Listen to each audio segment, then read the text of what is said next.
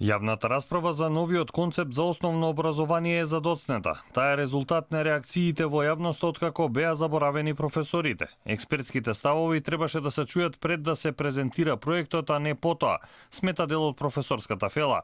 Особено кога владата спроведува јавни расправи со политички погодни експерти без прифаќање на критиките. Непогодните представуваат експертски декор, вели Гордана Силјановска-Давкова, универзитетски професор и пратеник и учесник на повеќе јавни расправи. Како последен пример, таа ги наведува дебатите организирани за уставните измени.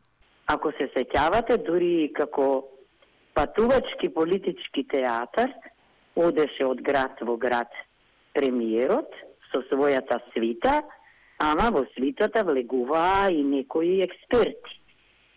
Денеска ќе ги препознаеме на некои важни функции.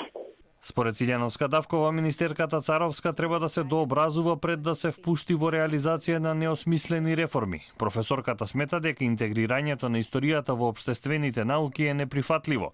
Таква пракса не постои во ниту една држава од регионот. Се прави демакедонизација и хумани инженеринг. Акцентот се става на регионална, а не на национална историја, вели Силјановска. Тој што ја контролира историјата, ја има и сегашноста и ќе ја контролира и днината. Тој што не си ја знае историјата, ќе се соочи со нејзино повторување. Објаснете ми дали во регионот има ваков концепт каков што ќе предлага? Не. Дали во Грција не се учи историја? Дали во Бугарија не се учи историја? Дали во Србија не се учи историја?